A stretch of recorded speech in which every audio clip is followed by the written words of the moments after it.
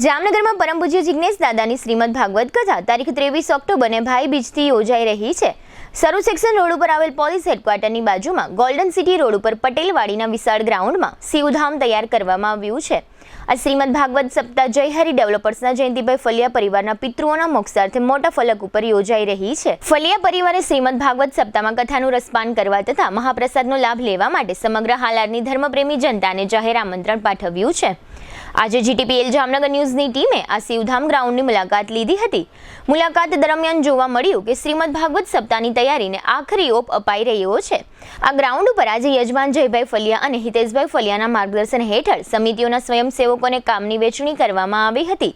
છેલ્લા 20 દિવસીય વિશાળ ગ્રાઉન્ડમાં 2 મોટા ડોમ તૈયાર કરવામાં આવ્યા છે। આ ડોમની નીચે કથા મંડપ અને રસોઈઘર તૈયાર કરવામાં આવ્યું છે। આ ઉપરાંત વિશાળ ગ્રાઉન્ડમાં એક સાથે હજારોની સંખ્યામાં કથાનું રસપાન કરી શકે અને મહાપ્રસાદ લઈ શકે તેવી એક વિશેષ વ્યવસ્થા કરવામાં આવી છે।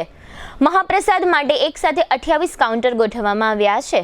આ ઉપરાંત હજારોની સંખ્યામાં 4 વ્હીલ અને 2 વ્હીલનું પાર્કિંગ થઈ શકે તેવું વિશાળ પાર્કિંગ ગ્રાઉન્ડ તૈયાર કરવામાં આવ્યું છે। પરમ પૂજ્ય જિગ્નેશ દાદા માટે કથાનું વિશાળ સ્ટેજ તૈયાર કરવામાં આવ્યું છે। આ કથાને લઈને સમગ્ર હાલાર પંથકમાં એક ઉત્સાહનો માહોલ જોવા મળી રહ્યો છે।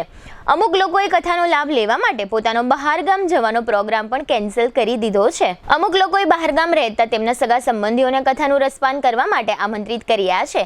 આ કથાની પોથી યાત્રા તારીખ 23/10/25ને ગુરુવારે બપોરે 2 કલાકે શ્રી હિંગળાજ માતાજીના મંદિર હવાઈ ચોકથી શિવધામ પટેલવાડી સરૂ સેક્શન રોડ એટલે કે કથા સ્થળે પહોંચશે। આ પોથી યાત્રામાં પરમ પૂજ્ય જિગ્નેશ દાદા પણ જોડાશે।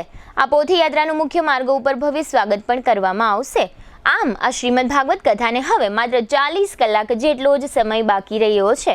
પરમ પૂજ્ય જિગ્નેશ દાદાની ભાગવત કથાનો લાભ લેવા માટે સમગ્ર હાલાર પંથક ઉત્સાહિત હોવાનું જાણવા મળી રહ્યું છે।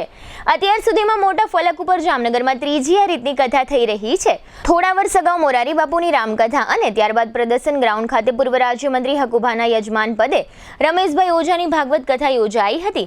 આમ ખૂબ જ ટૂંકા સમયમાં ત્રીજી જયંતિભાઈ ફલિયા પરિવાર દ્વારા આ પરમ પૂજ્ય જિગ્નેશ દાદાની ભાગવત કથા યોજાવા જઈ રહી છે।